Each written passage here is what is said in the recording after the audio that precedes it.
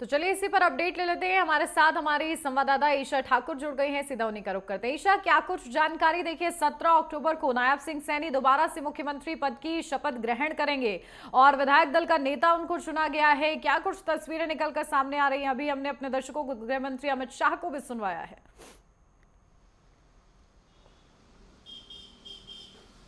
बिल्कुल, देखिए जिस तरीके से बीजेपी आला कमान की तरफ से केंद्रीय गृह मंत्री अमित शाह और मध्य प्रदेश के मुख्यमंत्री मोहन यादव को ऑब्जर्वर नियुक्त किया गया था, उनकी मौजूदगी में ही विधायक दल की बैठक हुई है। चंद मिनट पहले ही नायब सिंह सैनी को विधायक दल का नेता चुना गया है। मुख्यमंत्री के तौर पर अब वो शपथ ग्रहण कल करने वाले हैं। दूसरी बार हरियाणा के मुख्यमंत्री बनने जा रहे हैं। इससे पहले मैं आपको तस्वीर किस तरीके से हरियाणा के कड़े इंतजाम यहाँ पर कर दिए गए हैं। अब बीजेपी का जो विधायक दल का प्रतिनिधिमंडल है वो नायब सिंह सैनी के नेतृत्व में यहाँ पर पहुंचेगा और राज्यपाल से मुलाकात करके सरकार बनाने का दावा यहाँ पर पेश किया जाएगा। और आप देख सकते हैं राजभवन के बाहर की ये तस्वीरें हैं।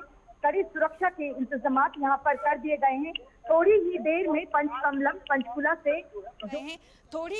में पंचकुला से जो बीजेपी का प्रतिनिधिमंडल है नायब सिंह सैनी भी यहाँ पर पहुंचेंगे। सरकार बनाने का दावा वो यहाँ पर राज्यपाल के पास पेश किया जाएगा। इसके साथ ही मंत्री 11 बजे नायब सिंह सैनी दूसरी बार हरियाणा के मुख्यमंत्री के तौर पर शपथ लेंगे और यहाँ पर बिल्कुल देखिए ईशा, आपके पास लौटूंगी और इस बीच अपने दर्शकों को ये भी सुनवा देते हैं कि नायब सिंह सैनी क्या कुछ कह रहे हैं। इस दिशा के अंदर हम सबका मार्गदर्शन किया कि तीसरी बार हरियाणा में बड़े मैंडेट के साथ हरियाणा के लोगों ने आदरणीय मोदी जी की नीतियों के ऊपर मोहर लगाई है। इसके लिए भी मैं आदरणीय धर्मेंद्र प्रधान जी का दिल से बहुत बहुत धन्यवाद करता हूँ। आदरणीय हमारे विप्लव देव जी और हमारे सतीश पूनिया जी और हमारे सुरेंद्र नागर जी, उनका बहुत बहुत मैं स्वागत करता हूं। और हमारे बीच में अभी हमारे जो इस विधायक दल की चुनाव प्रक्रिया के नाते हमारे बीच में आए हैं मध्य प्रदेश के हमारे बहुत ही लोकप्रिय मुख्यमंत्री आदरणीय मोहन यादव जी, उन्होंने जो हम सब का मार्गदर्शन किया है, मैं हरियाणा की जनता की तरफ से इनका भी बहुत बहुत स्वागत और धन्यवाद करता हूँ। मैं धन्यवाद करता हूँ आदरणीय मनोहर लाल जी का, मैं धन्यवाद करता हूं आदरणीय राव इंद्रजीत सिंह जी का और आदरणीय कृष्णपाल जी जो हमारे केंद्रीय मंत्री हैं। तमाम हमारे सांसदगण हरियाणा के उन सब का भी दिल से धन्यवाद करता हूं कि जो दिन रात कड़ी मेहनत करके और हमारी डबल इंजन की सरकार नीतियों को जन जन तक पहुंचाने का काम किया है। और इतना बड़ा विश्वास जो हरियाणा की जनता ने आज तीसरी बार कंटिन्यूटी के अंदर ये भारतीय जनता पार्टी के ऊपर किया है, ये विश्वास ये नरेंद्र मोदी जी की नीतियों का विश्वास है, ये नरेंद्र मोदी जी की ही गारंटी है जिसके ऊपर आज हरियाणा ने विश्वास किया है। और ये प्रण हरियाणा के लोगों ने लिया है कि हम मोदी जी के उस संकल्प को 2047 तक जो विकसित राष्ट्र बनाने का संकल्प आदरणीय मोदी जी ने लिया है, उसको आगे बढ़ाने का हम कार्य करेंगे। आप सबको मैं बहुत बहुत बधाई देता हूं।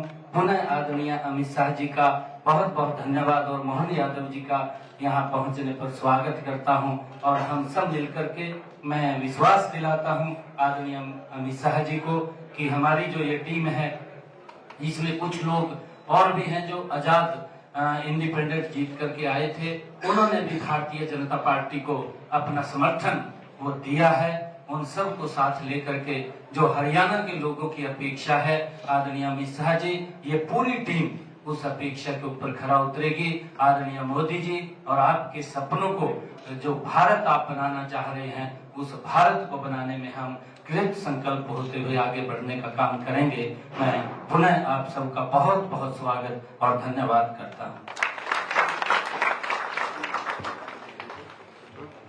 तो देखिए लगातार किस तरीके से नायब सिंह सैनी ने कहा कि सबको साथ लेकर आगे चलना है, और लगातार हमारी संवाददाता भी बनी हुई है ईशा ठाकुर, उनका भी रुख करते हैं। ईशा, देखिए किस तरीके से, क्योंकि नायब सिंह सैनी ही कल शपथ ग्रहण करेंगे मुख्यमंत्री के रूप में, और वो कह रहे हैं कि हरियाणा की जनता ने जो उनसे उम्मीदें बांधी है अब उसे पूरा करना है, सबको साथ में लेकर चलना है। बड़ी बात वो कह रहे हैं। किस तरीके से तैयारियां हो रही हैं फिलहाल कल शपथ ग्रहण की?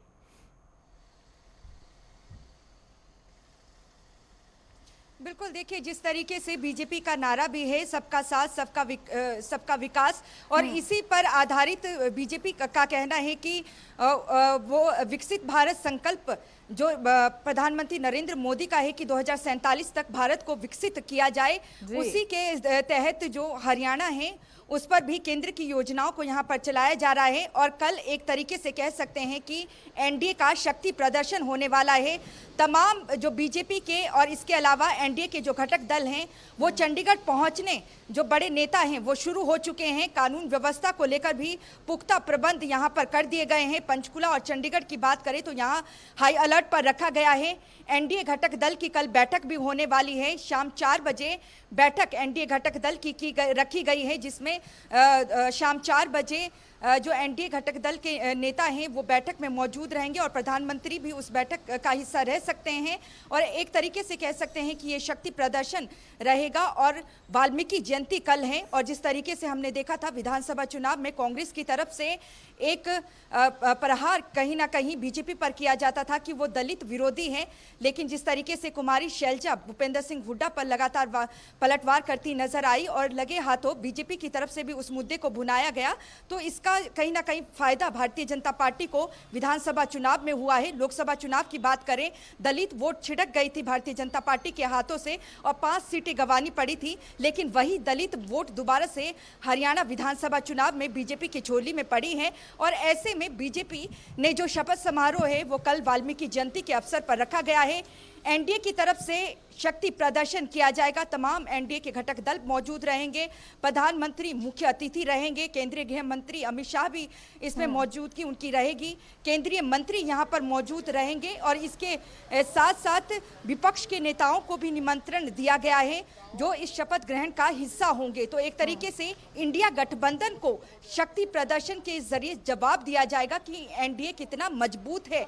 और हरियाणा के इतिहास की अगर बात करें, यहाँ तो बीजेपी ने नया इतिहास रच दिया है, क्योंकि भारतीय जनता पार्टी ऐसी पार्टी बनी है जिसने लगातार तीसरी बार जीत हासिल की है, जीत की हैट्रिक लगाई है। और यही वजह है कि शपथ ग्रहण समारोह को भव्य तरीके से भारतीय जनता पार्टी आयोजित कर रही है। और ऐसे में अब कल का इंतजार है 11 बजे का, जब शपथ ग्रहण करेंगे नायब सिंह सैनी, और उनके साथ उनके मंत्रिमंडल के सदस्य भी कल शपथ ग्रहण करने वाले हैं। जी बिल्कुल, और देखिए जिस तरीके से नायब सिंह सैनी को, क्योंकि बहुत ही कम समय मिला था अच्छा प्रदर्शन करने के लिए, और ऐसे में उन्होंने जो काम किए चुनाव से पहले, हालांकि संकेत बीजेपी ने ये दिए थे कि नायब सिंह सैनी ही अगर जीत होती है तो मुख्यमंत्री बनेंगे, लेकिन कहीं ना कहीं जो स्ट्रैटेजी अपनाई गई थी कि चुनाव से पहले मुख्यमंत्री का चेहरा बदला गया, वो काम भी आया बीजेपी का, और इसीलिए वादे के अनुरूप काम फिलहाल यहाँ पर होता हुआ नजर आ रहा है।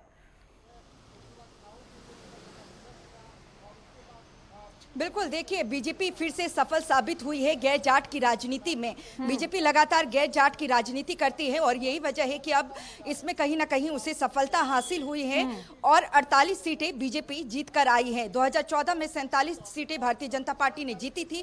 2019 की बात करें, बड़ी पार्टी उभर कर सामने आई, 40 सीटें बीजेपी ने जीती। 75 पार का नारा था।